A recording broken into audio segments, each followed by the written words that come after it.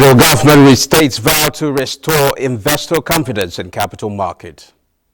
National Bureau of Statistics to rebase Nigeria's GDP CPI to reflect current realities. African Investment Forum 2024 secured $7.6 billion investment interest for Nigeria, says Akinwumi Additional. Artificial intelligence to replace 92 million jobs by 2030, World Economic Forum warns. Plus, all jumps on expectation of new U.S. sanctions to cut Russian supply, just as Asia-Pacific markets trade lower after strong U.S. jobs report clouds Federal Reserve rate cut path.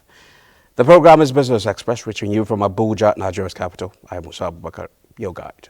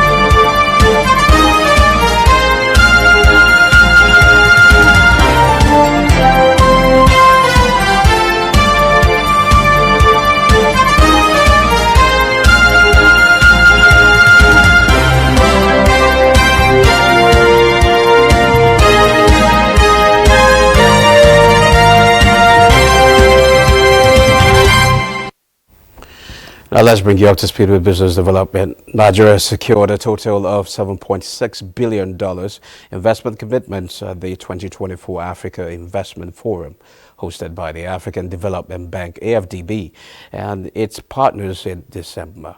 According to Akinwumi Additional, president of AFDB, in a post on his X account, several state governors, including Lagos, Kaduna, Katsina, Kwara, and Plateau, and later Ogun State, were present at the event, which took place in Rabat, Morocco, from December 4th to 6th, 2024. He added that the bank remained committed and will keep working to support and boost investments to Nigeria. The Africa Investment Forum, established by the African Development Bank and its partners, is a platform that seeks to fast-track investments into projects across the continent.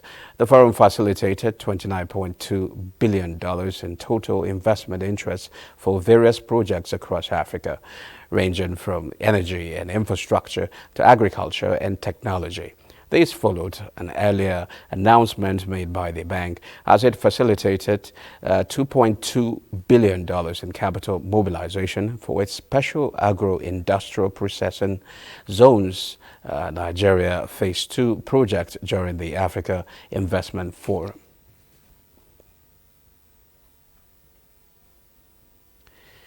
The Central Bank of Nigeria has revealed that Nigeria's foreign trade by letter of credit payments depreciated by 52.5% year-on-year in the 9 months of 2024 to $506.1 million when compared to $1.07 billion in 9 months of 2023. Letter of credit is a financial instrument commonly used in international trade trade. It provides a guarantee by a bank on behalf of an importer to pay a specified amount to an exporter, the beneficiary, upon meeting redefined or predefined conditions. This significant decrease in the 9 months of 2024 highlights the challenges the country face in international trade and financial transactions. Part of these challenges include foreign exchange scarcity, importation restriction, CBN monetary policies, and among others. The reduced global demand or disruptions in international supply chains may have impacted Nigerian trade during the period. Now let's head to the currency market, where we take a look at how the Naira is exchanging for other currencies.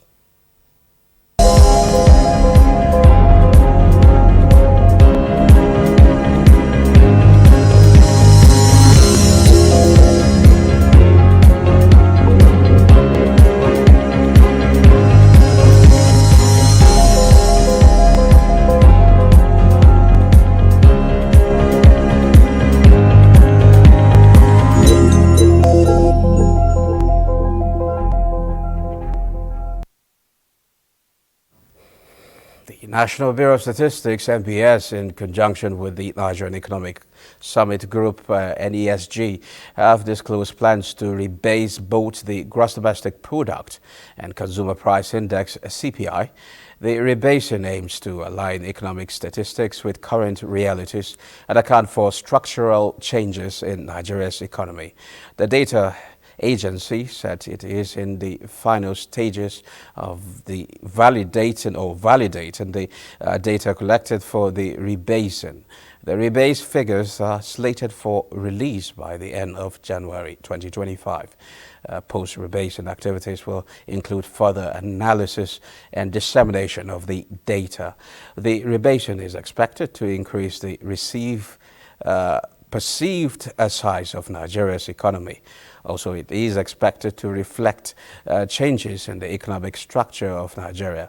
Tax to GDP ratio and debt to GDP ratio might adjust. For instance, the debt to GDP ratio will decrease from 18.5% if the GDP size increases significantly.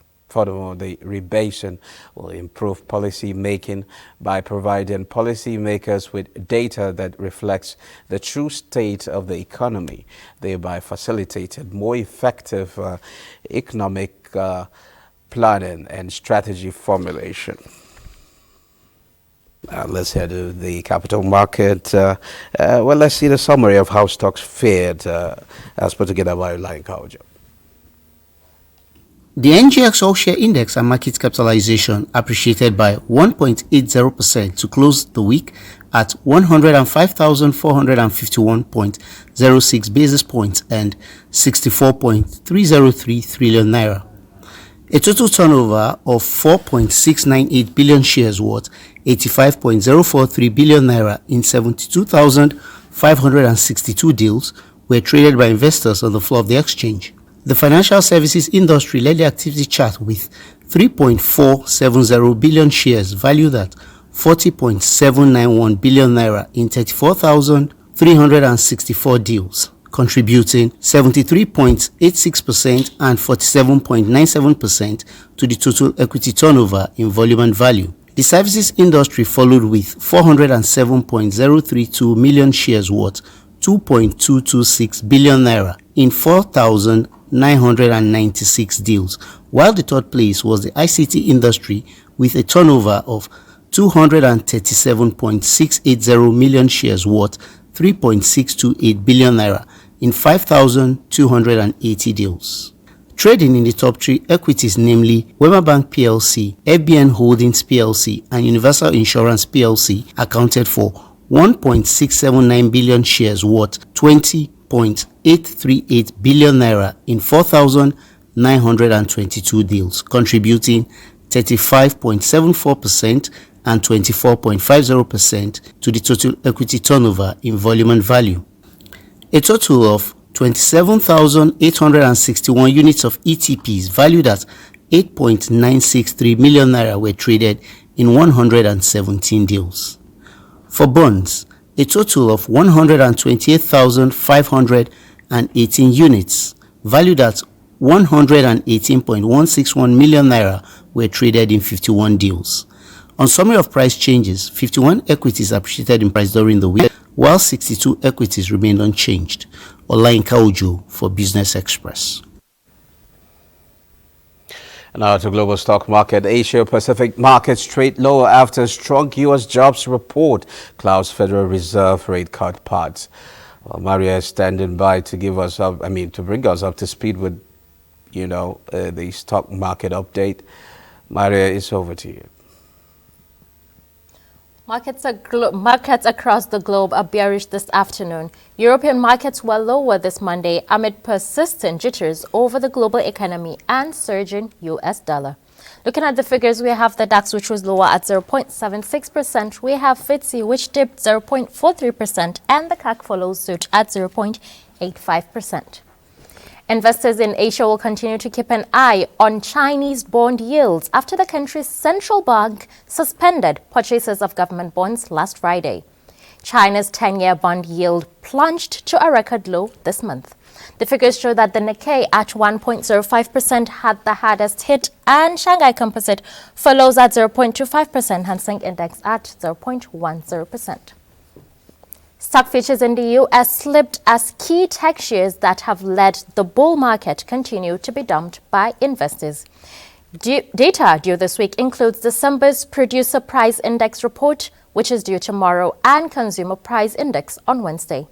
The figures show that the Dow and the Nasdaq Composite are both at 1.63%, and the S&P 500 is at 1.54%.